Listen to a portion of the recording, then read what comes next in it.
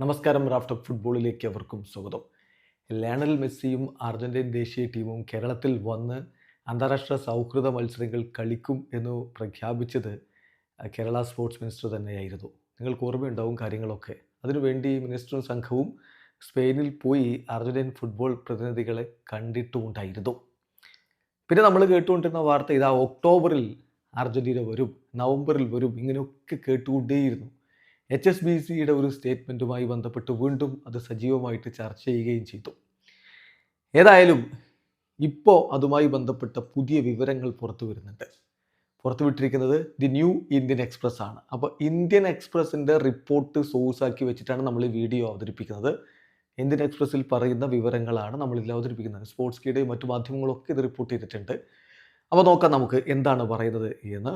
October November മാസത്തിൽ Argentina friendly മത്സരങ്ങൾ ചൈനയിലും അങ്കോളയിലും ഖത്തറിലുമൊക്കെ ആയിട്ട് കളിക്കാൻ പോകുന്നു എന്നതാണ് വിവരം. ഇത് നമ്മൾ നേരത്തെ റിപ്പോർട്ട് ചെയ്തിട്ടുണ്ടായിരുന്നല്ലോ. നിങ്ങൾ ഓർക്കുന്നുണ്ടാവും, അർജന്റീൻ മാധ്യമങ്ങൾ അവരുടെ ഒക്ടോബർ നവംബർ മാസത്തിലെ മത്സരങ്ങൾ ഇങ്ങനെയായിരിക്കും എന്ന് പറഞ്ഞുകൊണ്ട് റിപ്പോർട്ട് ഇട്ടപ്പോഴേ നമ്മളത് വാർത്ത ചെയ്തതാണ്.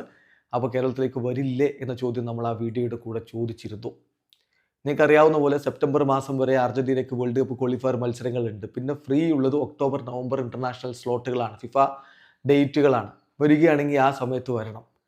പക്ഷേ ആ സമയത്തേക്ക് അവരിപ്പോൾ ചൈന, അങ്കോള, ഖത്തർ ഈ ടീമുകൾക്കെതിരെ ഫ്രണ്ട്ലി മത്സരങ്ങൾ കളിക്കാൻ വേണ്ടി തീരുമാനിച്ചിട്ടുണ്ട് എന്നാണ് റിപ്പോർട്ടുകളുള്ളത്.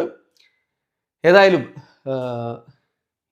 ഇന്ത്യൻ എക്സ്പ്രസിൻ്റെ വാർത്തയിൽ പറയുന്നു, ഫസ്റ്റ് ഈ ഒരു പ്രപ്പോസൽ പുറത്തേക്ക് കൊണ്ടുവന്നത് സ്പോർട്സ് മിനിസ്റ്റർ വി അബ്ദുറഹ്മാൻ ആയിരുന്നു. വേൾഡ് ചാമ്പ്യൻസിനെ കേരളത്തിലെ 2 ഫ്രണ്ട്ലി മത്സരങ്ങൾ കളിപ്പിക്കുക എന്നുള്ളതായിരുന്നു ഉദ്ദേശം. ഇനീഷ്യലി, ഇനി ശ്രദ്ധിക്കണം എന്താണ് സംഭവിച്ചതെന്നുള്ളത് ഇവിടെ വ്യക്തമാണ്. ഇനീഷ്യലി ഇതിൻ്റെ സ്പോൺസർഷിപ്പ് കൊടുത്തിരുന്നത് was given to a faction of the All Kerala Gold and Silver Merchant Association, AKGSMAക്കാണ് ഇതിൻ്റെ സ്പോൺസർഷിപ്പിൻ്റെ ഒരു ഭാഗം കൊടുത്തിട്ടുണ്ടായിരുന്നത്. അതിലൂടെ പ്ലാൻ ചെയ്തിരുന്നത് അറൗണ്ട് 100 crore റേസ് ചെയ്യുക എന്നുള്ളതാണ്. നിങ്ങൾക്കറിയാവുന്ന പോലെ 70 കോടി അവരുടെ അപ്പിയറൻസ് ഫീ തന്നെ കൊടുക്കണമെന്ന് വാർത്തകൾ വന്നിരുന്നു.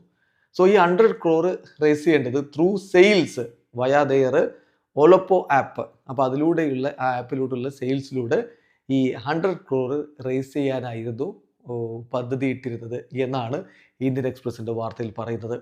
പക്ഷേ അത് ഫെയിൽ ചെയ്തു. But when this failed to take off, government sponsorship shift ചെയ്തു എന്നാണ് റിപ്പോർട്ട്. അതായത് reporter broadcasting company private limited, അതാണ് which owns reporter TV news channel. അപ്പോൾ അതിൻ്റെ ആ ഒരു ബ്രോഡ്കാസ്റ്റിംഗ് കമ്പനി പ്രൈവറ്റ് ലിമിറ്റഡിന് സ്പോൺസർഷിപ്പ് ഷിഫ്റ്റ് ചെയ്തു എന്നാണ് ഈ വാർത്തയിലുള്ളത്. എന്നിട്ട് അതിലൂടെ ഫണ്ട് റേസ് ചെയ്യാൻ പറ്റാതെ വന്നതോടുകൂടി ഈ അർജന്റീൻ ഫെഡറേഷനുമായിട്ട് എഗ്രിമെൻറ്റിലേക്ക് എത്തേണ്ട ഡെഡ് ലൈൻ പാസ് ചെയ്തു പോയി. So this has likely led to the team exploring other venues for their international fixtures. അപ്പോൾ അങ്ങനെ വന്നപ്പോൾ അവർ മറ്റ് വെന്യൂസ് എക്സ്പ്ലോർ ചെയ്യാൻ പോയി അർജന്റീന. അങ്ങനെ അതുവഴിയാണ് ഇത് മാറിപ്പോയത് എന്നാണ് the new Indian express report ചെയ്യുന്നത്. എന്തായാലും HSBC ഇന്ത്യയിലേക്ക് അർജന്റീന ടീം വരും എന്ന റിപ്പോർട്ട് കുറച്ച് മാസങ്ങൾക്ക് മുമ്പ് പുറത്തു വിട്ടിരുന്നല്ലോ. ഇപ്പോൾ അവരോട് ഇതിനെക്കുറിച്ച് കാര്യങ്ങൾ ചോദിക്കുമ്പോൾ അവർ റെസ്പോണ്ട് ചെയ്യുന്നില്ല എന്നുകൂടി റിപ്പോർട്ടിലുണ്ട്. അതോടൊപ്പം മിനിസ്റ്റർ അബ്ദുറഹ്മാനോട് ഇതുമായി ബന്ധപ്പെട്ടിട്ടുള്ള ചോദ്യങ്ങൾ ചോദിക്കുമ്പോൾ സ്പോൺസേഴ്സ് അതുമായി ബന്ധപ്പെട്ട് ഇതിൻ്റെ ക്വറീസിന് റെസ്പോണ്ട് ചെയ്യുമെന്നാണ് അദ്ദേഹം പറയുന്നത് എന്നുകൂടി the new Indian express report ചെയ്യുന്നു. അപ്പോൾ ഇതൊക്കെയാണ് സംഭവിച്ചിട്ടുള്ളത്. ഒരിക്കൽ കൂടി പറയുന്നു, നമ്മൾ ഈ വാർത്ത ചെയ്യുന്നത് പ്യുവർലി ദി ന്യൂ ഇന്ത്യൻ എക്സ്പ്രസിൻ്റെ വാർത്തയുടെ അടിസ്ഥാനത്തിലാണ്. വീഡിയോ അവസാനിക്കുന്നു. ഫുട്ബോൾ ലോകത്തെ കൂടുതൽ വിശേഷങ്ങളുമായി റാഫ് ടോക്സ് എത്താം.